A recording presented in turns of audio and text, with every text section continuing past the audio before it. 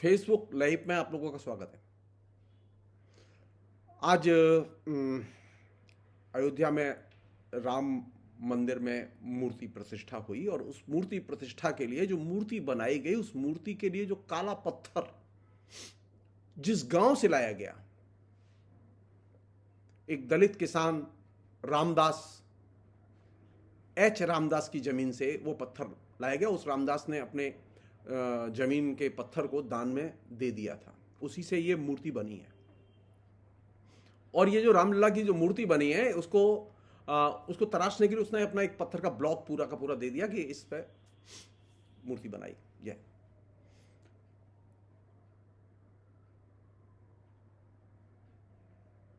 वह जो इलाका है जहां से कि पत्थर लाया गया, उसे कहते हैं, वो कर्नाटक के मैसूर जिले में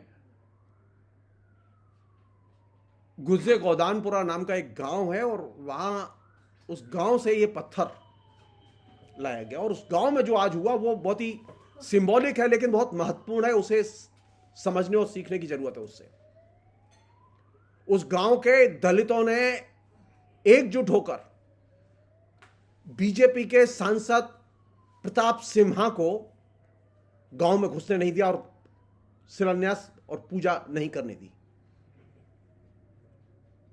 और यह अपने आप में एक बहुत बड़ी घटना है। इसे कायदे से गंभीरता से लेने की जरूरत है। दलितों का जो एक तरह से जो प्रोटेस्ट है, उसी गांव से जहां से कि राम के लिए ब्लैक पत्थर लाया गया,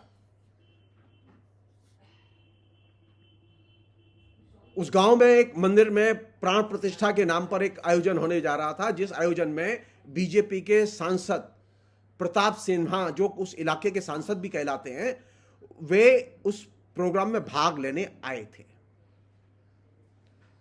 गांव के दलितों ने मास स्केल पर प्रोटेस्ट किया और उनको कार्यक्रम नहीं करने दिया, उनको वापस जाना पड़ा। क्यों? मैं बीजेपी के अनुयायियों से उनसे भी ये कहूंगा कि वो देखें, जो कर्नाटक में भाजपा सांसद प्रताप सिन्हा के विरोध में जो वहां के दलित किसानों ने, खेत मजदूरों ने जो मिलकर आंदोलन किया और प्रोटेस्ट किया, उसे समझने की कोशिश करें, उसके अर्थ को समझने की कोशिश करें। बीजेपी कैसी पार्टी है, इसे समझने की कोशिश करें। गांव के किसानों का कहना था कि यह व्यक्ति, यानी बीजेपी का सांसद,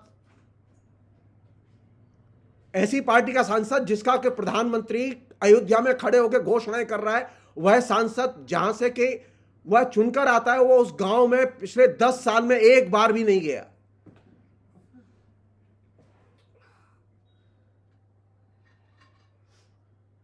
और ये जो अयोध्या में नरेंद्र मोदी जो बोल रहे थे, ये जो वाल्मीकि के नाम पर जो एयरपोर्ट का शिलान्यास करके जब कुछ दिन पहले बोल रहे थे, वह जरा उस सांसद का जो पिछले साल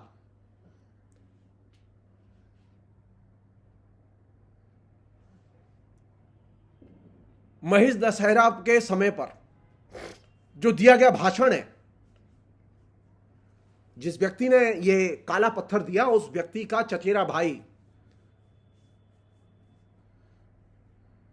स्वामी हारोहल्ली, उस हारोहल्ली ने यह साफ कहा कि पिछले साल महिष दशहरा के दौरान प्रताप सिन्हा ने उसके समुदाय, यानी दलितों के समुदाय और उसके नेताओं के खिलाफ भाषण दिया था। और पिछले 10 साल में वे कभी भी गांव में नहीं आए।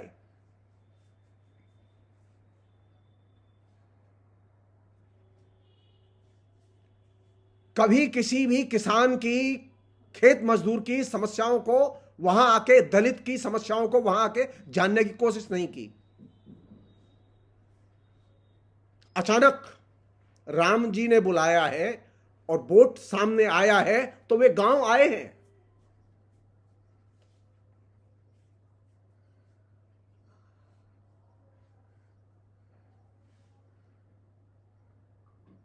गांव के किसानों को अनेक लोगों ने समझाने की बहुत कोशिश की, लेकिन गांव के किसान और दलित खासतौर पर नहीं माने।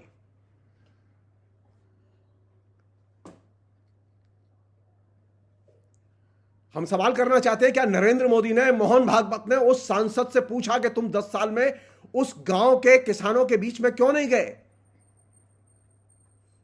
तुमने कभी उन दलितों की समस्याओं को जानने की कोशिश क्यों नहीं की?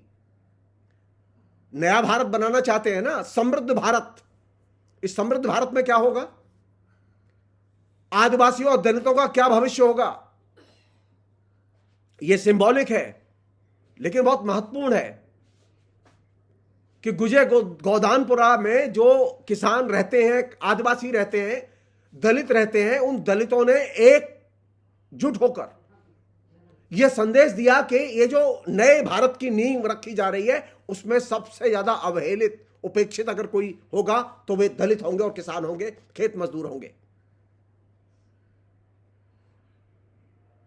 एक घटना अयोध्या में घट रही थी।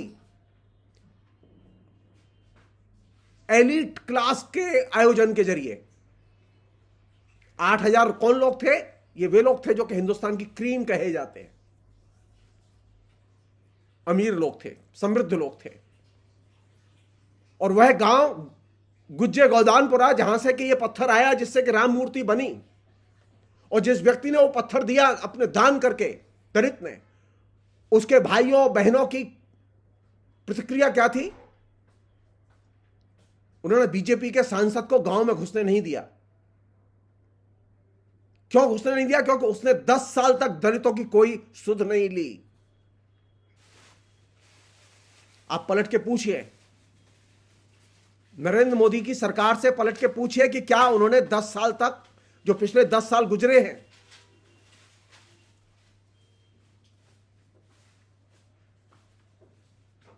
हिंदुस्तान के दलितों की, शेड्यूल कास्ट की, शेड्यूल ट्राइब की कोई सुध ली? उनकी किसी समस्या का समाधान किया?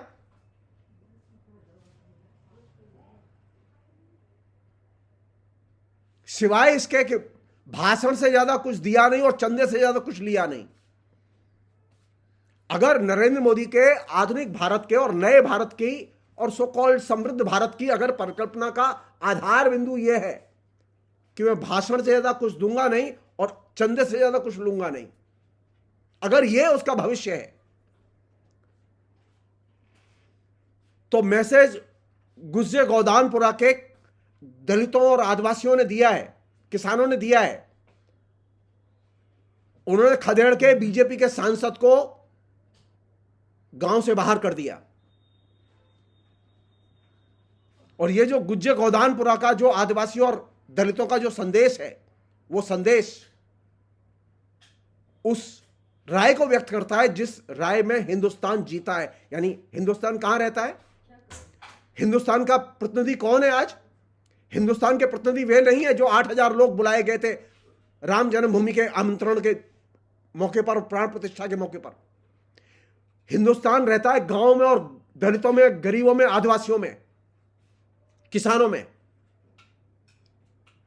सिंबॉलिक ही सही, लेकिन गुज्जे गोदानपुरा के किसानों ने जो प्रोटेस्ट किया वो बहुत महत्वपूर्ण है और वो मीनिंगफुल है।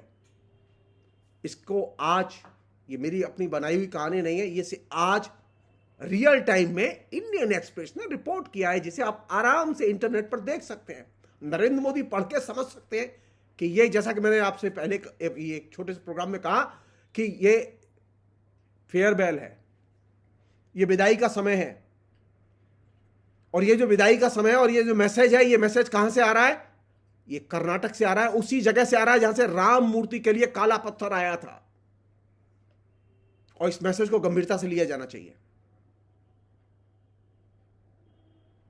आधुनिक भारत का भविष्य राम नहीं, दलित, आदिवासी, किसान और मजदूर, ये लोग हैं।